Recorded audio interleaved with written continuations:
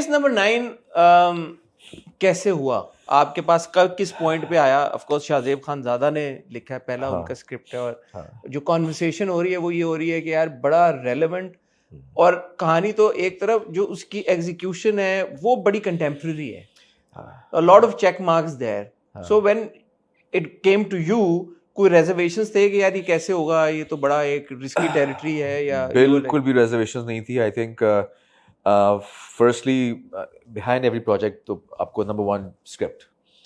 जब शाहजेब खानजादा की बात हुई तो मुझे था कि ओके ये तो यहीं पे चीज़ क्लियर हो गई, because Shahzeb is a journalist eight the end of the day, और इस चीज़ को एग्जीक्यूट करने के लिए you need that kind of a mind who has an idea exactly कि कहाँ पे क्या होगा, जिसकी ऐसे लोगों से कनेक्शंस होंगे जहाँ से वो रिसर्च करके निकाल सकता है कि अच्छा इस केस में क्या हो सकता है, कैसे क्या, because it's a court drama at the end of the day. So इतनी रिसर्च एक इन्वेस्टिगेटिव जर्नलिस्ट की ही हो सकती है, और अगर वो लिख रहा है तो पहली बात है कि secondly the production house seven sky जो है वो बड़े रिस्क लेता है, और आपने तो बहुत काम किया. मैंने काम भी किया, सो आई नो कि उनके अंदर कैपेसिटी है to take such certain risks and also spend in such projects, कि ये चीज़ कोई हल्की चीज़ नहीं है जो कि जिस पे आपने बस इतना पैसा लगा दिया, बस इसमें लग सकता है पैसा, ज़्यादा भी लग सकता है. सेट लगे हैं जी, कास्ट एलैबोरेट कास्ट है, स्क्रिप्ट पे बहुत बैक एंड फोर्थ हुई होगी, so this time energy and money spent है. So seven sky I knew has that muscle to invest and to have certain kind of a vision as well to do this. Channel of course, ये channel जो है जियो ने पीछे dairying projects चलाए भी हैं, चाहे वो खई था या और प्रोजेक्ट्स थे जो कि हम नहीं सोच सकते थे कि यार टीवी पे आ भी सकते हैं. सो उनका भी ये है कि पावर है उनकी भी कि उन्होंने भी इस चीज़ को एक्सेप्ट किया. And then most of all the director, I mean director जब आपको हो कि उस डायरेक्टर के हाथ में ये चीज़ है, उसने एग्जीक्यूट करनी है, तो बात वहीं ख़त्म हो जाती है. और हमारे जो सईद वजाहत हुसैन है, I have done many projects with him, और जब वजाहत की कॉल आती है ना तो मुझे उस वक्त 100% होता है कि ये इसमें कोई कमी नहीं होगी, क्योंकि एक एक चीज़ पे कमांड है. आपको पता है कि आपने स्क्रिप्ट आपने घोल के पी हुई है, आपने एक कैरेक्टर घोल के पिया हुआ है, आपको पता है कि अगर एक सीन हम शूट कर रहे हैं उसमें इस एक्टर का क्या ग्राफ है, इस एक्टर का क्या ग्राफ है, ये पहले किस मूड से आया है, वो किस मूड से आया है, ये इस वक्त जो बात कर रहे हैं इनके बीच में कॉन्वर्सेशन का क्या आउटकम होगा, फ्रेम कैसा बना है, उस फ्रेम में एक एक चीज़ किस तरह प्लेस हुई है, आर्टिस्ट ने कपड़े क्या पहने हुए हैं वो भी प्लान हुआ है कि अच्छा इसने ये कलर पहनना है, इसने कलर पहनना है, शॉर्ट हो रहा है तो ये पॉकेट्स पे हल्का सा आगे पीछे हो रहा है तो उसको भी आके एडजस्ट किया है, बाल shirt. Attention to detail. The guy has attention to the छोटी मोटी डिटेल भी इतना बड़ा नजर आता है उसको मॉनिटर, उसको एक एक चीज नहीं नजर आती है. And this guys vision is mind blowing. I mean जब वजाहत के हाथ में प्रोजेक्ट आता है तो उसमें कोई कमी नहीं हो सकती, क्योंकि उसने एक एक चीज एक एक डिटेल को विजुअलाइज पहले से किया होता है. And most of all he has that vision, he has the idea कि अच्छा ये चीज हमारी ऑडियंस की सेंसिटिविटीज़ को भी मद्देनजर रखते हुए भी बना रहा होता है कि अच्छा ये सेंसिटिव, इसको ऐसे प्रेजेंट करना है, इसको ऐसे दिखाना है.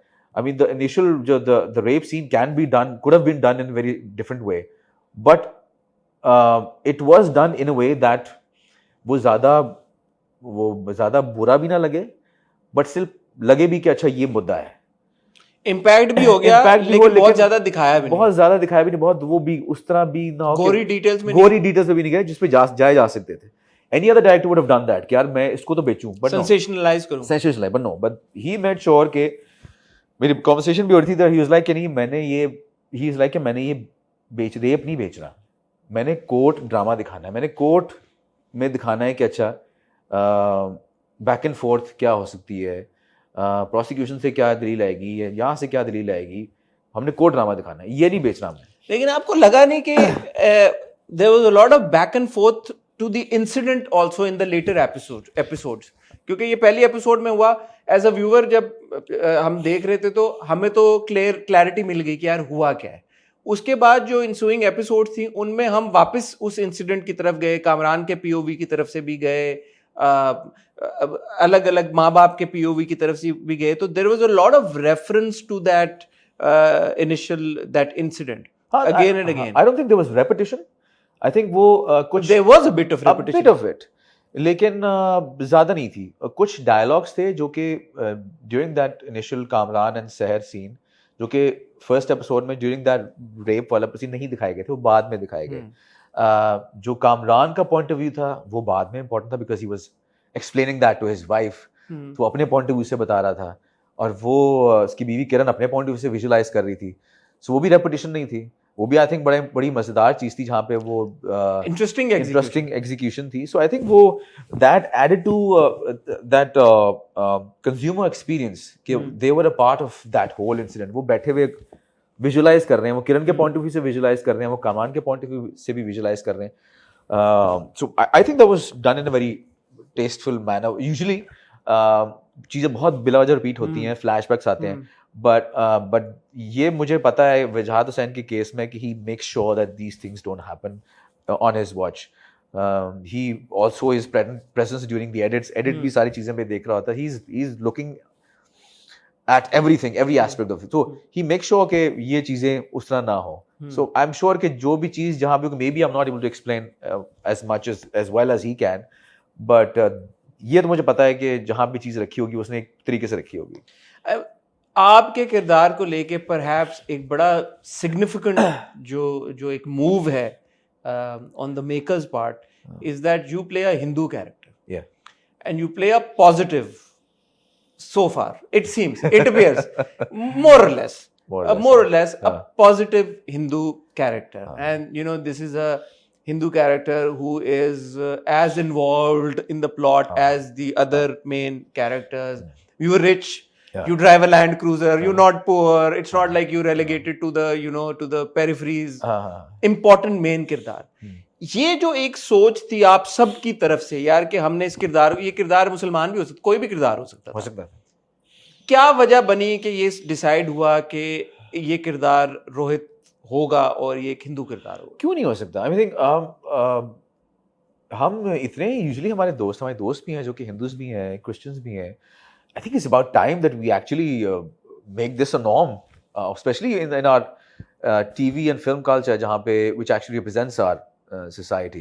We say it's a representation of a society, so we should add characters. They're very normal characters, very normal people, and they're well-to-do. There are a lot of Hindu people, there are of Christians who are well off in Pakistan. So ये चीज तो एक बहुत अच्छी चीज है जो कि दिखानी चाहिए भी। मैं ये कह रहा हूँ अच्छी चीज है। आपने कहा कि क्यों नहीं हो सकता, मेरा सवाल ये है कि क्यों नहीं होता?